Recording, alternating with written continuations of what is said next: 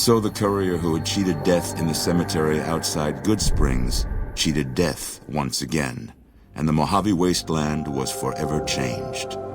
The new California Republic celebrated its second victory at Hoover Dam, establishing definitive control over the entire Mojave Wasteland. Soon after, they negotiated terms to annex the Strip, Freeside, and many surrounding communities. The Mojave Wasteland, at long last, had entirely fallen under the NCR's banner. The courier, fair and even-handed in his dealings throughout the wasteland, was honored by the NCR for his support of the military at Hoover Dam. He was presented with the Golden Branch, the highest civilian decoration given by the Republic. Tabitha and Rhonda went east, through Caesar's Land. Occasionally, tales of their exploits found their way back west, though few believed them. Eventually, the stories concerning the duo were collected and published, and proved to be quite popular with children. Invigorated by his travels with the courier, Raul once more took up his guns in memory of his lost Rafaela. Soon after, the Mojave was filled with tales of the ghost vaquero who hunts down those who prey on the weak. With the help of the gunrunners, the Boomers developed a healthy trading relationship with the NCR. Eventually, the Boomers began wandering out into the wasteland while still preventing outsiders from entering Nellis. The Brotherhood and the NCR in the Mojave Wasteland declared an official truce, despite continued hostilities between the two in the west. As per their agreement, the NCR handed over all suits of salvaged power armor, and in return, the Brotherhood helped patrol I-15 and Highway 95. The peace with NCR served to ease Veronica's worries about the Brotherhood's immediate future. Still, a distance had arisen between her and her fellow members that would never be bridged. She began secluding herself in crumbling libraries of the old world, learning of promising technologies she knew the Brotherhood would never adopt. Never weakened by NCR, the Fiends staged an attack against Camp McCarran during the Second Battle of Hoover Dam. Though NCR repulsed the Fiends, they suffered heavy losses in the process. After the NCR's victory at the dam, the followers of the Apocalypse were pushed out of Old Mormon Fort during its occupation by NCR forces.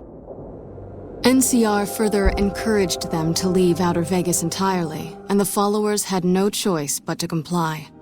Arcade had hoped that Freeside would be able to remain independent of NCR rule. But he was glad that Caesar's Legion had been stopped at Hoover Dam.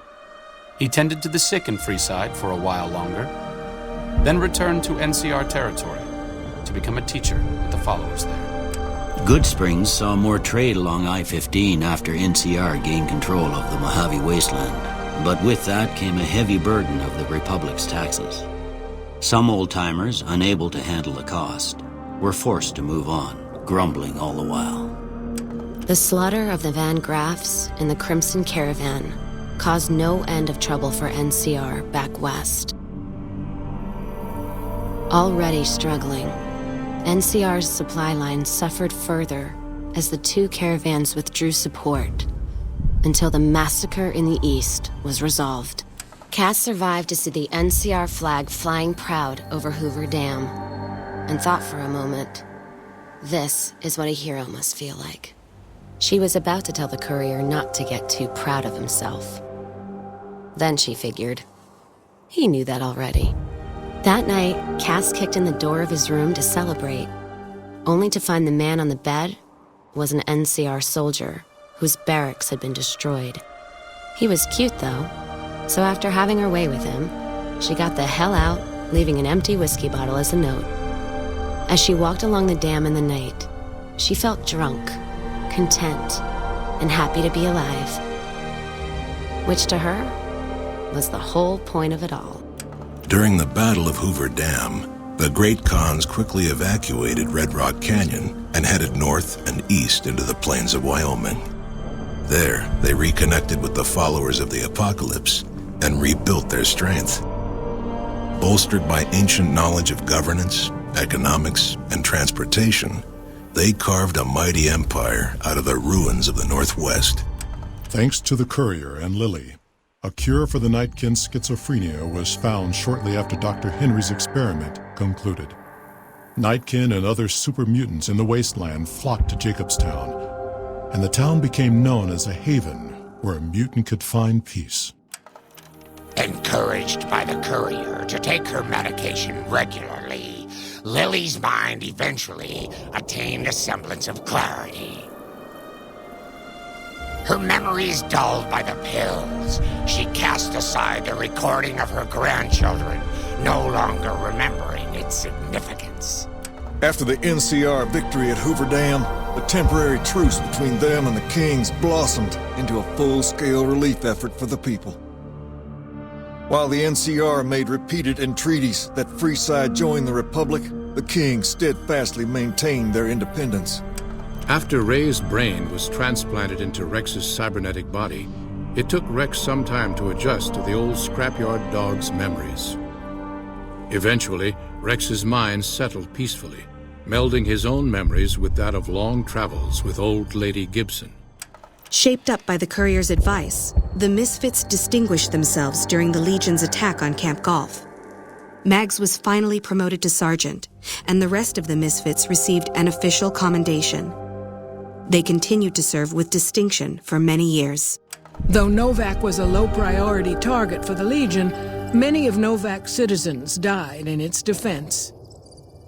In the weeks that followed, several bright followers returned to Novak to help restore its defenses, allowing it to remain independent of NCR. Looking for a place where he could be of some use, Boone found himself re-enlisting with his old unit.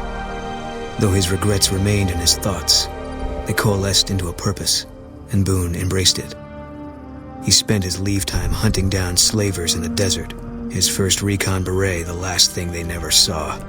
After Hoover Dam, the leaderless powder gangers at the correctional facility vanished into the wastes, leaving the prison empty. The correctional facility became another abandoned ruin in the wasteland, its carcass occasionally picked over by enterprising prospectors.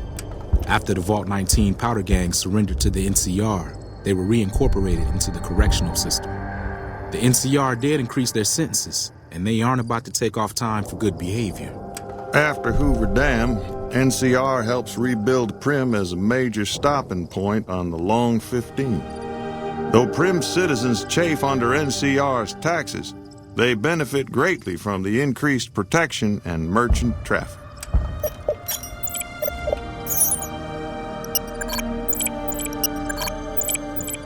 Due to the courier's intervention, Chief Hanlon abandoned his plan to sabotage the defense of Hoover Dam. The Rangers assisted the troopers admirably during the Legion's ill-fated attack. Though General Oliver and Chief Hanlon were both praised for their leadership, the chief quietly stepped out of the spotlight. After a brief fanfare for a life full of accomplishments, Chief Hanlon retired and returned to the peace and quiet of his ranch in Redding.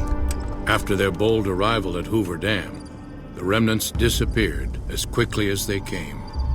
Legends of their power spread throughout the Southwest, a reminder of why people once feared the sight of vertibirds in the sky. And so the courier's road came to an end, for now. In the new world of the Mojave Wasteland, fighting continued, blood was spilled, and many lived and died just as they had in the old world. Because war never changes.